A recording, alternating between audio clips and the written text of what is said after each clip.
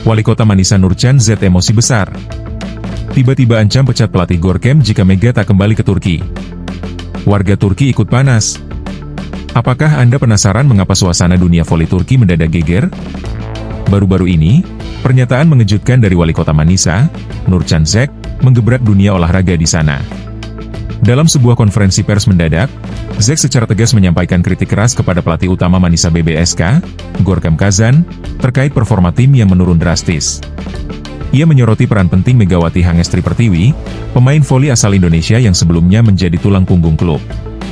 Nurcan Zek menyatakan bahwa tanpa kehadiran Megawati, kemajuan klub dari kasta kedua ke Liga Utama Turki seakan tertutup. Ia menegaskan bahwa keberhasilan tersebut tidak lepas dari kontribusi Megawati, yang mencetak poin-poin penting, memberi semangat, dan menjadi simbol kejayaan Manisa BBSK. Zek pun mengancam akan mengambil langkah tegas jika Gorkem Kazan tidak memanggil kembali Megawati ke tim. Pernyataan ini langsung viral di media sosial dan memicu dukungan besar dari para penggemar yang menuntut Megawati kembali. Pada saat yang sama, statistik menunjukkan bahwa selama Megawati memperkuat Manisa, tim meraih kemenangan beruntun dan bahkan promosi ke Liga Utama. Kini, tanpa Megawati, performa tim justru memburuk, menimbulkan rasa kecewa di kalangan fans.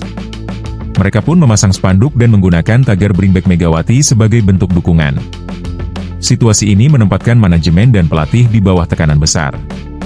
Nurcan Z menegaskan bahwa hasil harus datang bersama Megawati dan bahwa pemain tersebut adalah kunci utama keberhasilan klub. Drama ini belum menunjukkan tanda-tanda mereda, dan Megawati kembali menjadi pusat perhatian. Keberadaan pemain asal Indonesia ini bukan hanya soal kekuatan di lapangan, tetapi juga sebagai simbol penyelamat dan harapan besar bagi kota Manisa. Sebelumnya, Megawati dikenal karena smash kerasnya yang mematikan dan tampilannya yang luar biasa di media sosial. Reputasinya di Korea Selatan bersama The John Jojon Red Sparks membuktikan bahwa dia adalah salah satu pemain paling disegani di Asia, dan kini, di Turki, ia diharapkan menjadi pemain kunci dalam perburuan prestasi klub. Meski awalnya diproyeksikan sebagai opposite hitter murni, kabar terbaru menyebutkan bahwa pelatih akan memberinya peran ganda sebagai setter, menandakan kepercayaan besar dari klub. Sementara itu, Megawati harus kembali ke Indonesia untuk memperkuat Surabaya Banjatim di kompetisi Livoli Divisi Utama, sebelum akhirnya kembali ke Turki. Kehadiran Megawati di kedua negara ini menegaskan posisinya sebagai salah satu atlet terpenting di Asia, bukan hanya karena kemampuannya di lapangan, tetapi juga karena pengaruhnya yang melampaui sekadar olahraga. Kini, seluruh perhatian tertuju pada penampilannya selanjutnya, yang diharapkan mampu mengembalikan kejayaan dan menepis konflik yang sedang berlangsung.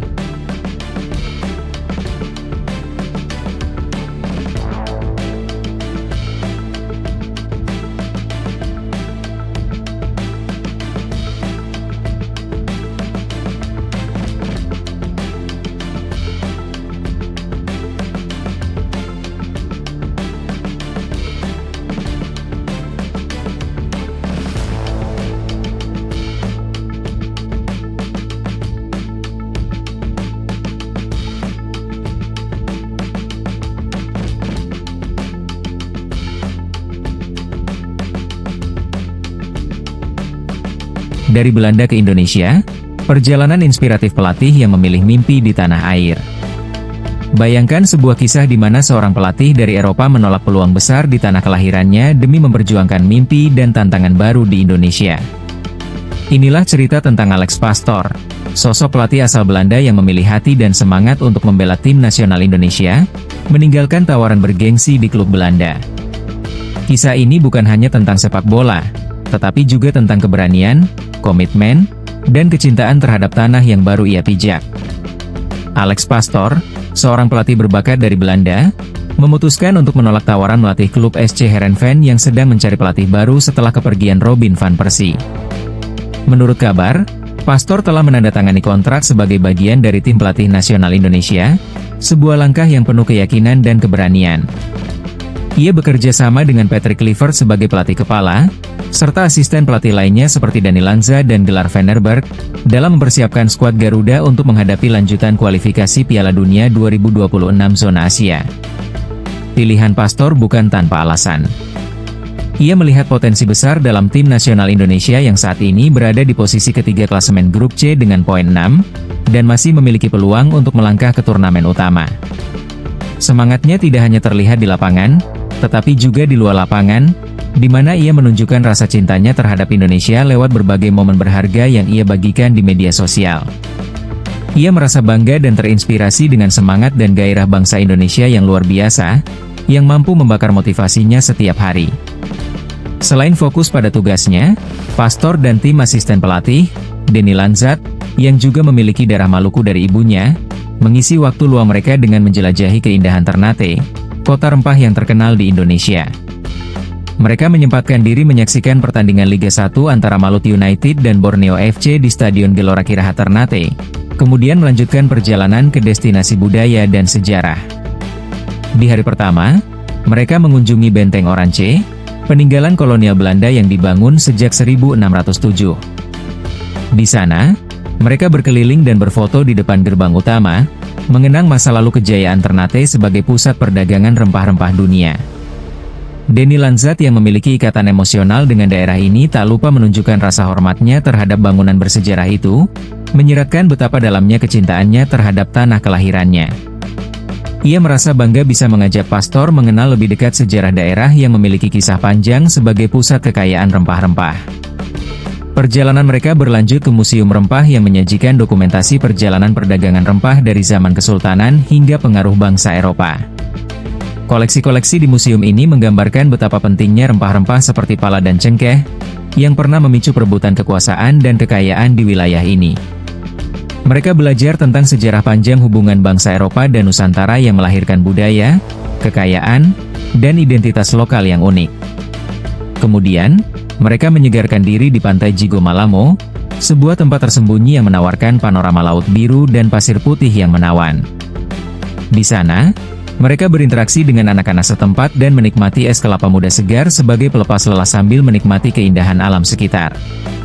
Sambil bersenda gurau, mereka mendapatkan gambaran tentang kehidupan sehari-hari masyarakat Ternate yang ramah dan hangat, membuat mereka semakin jatuh hati terhadap pulau kecil ini. Setelah perjalanan santai tersebut, mereka kembali ke stadion untuk menyaksikan pertandingan yang sangat penting bagi perkembangan timnas Indonesia. Maluku United melawan Borneo FC berakhir dengan skor 3-0, di mana para pemain potensial Indonesia menunjukkan performa impresif.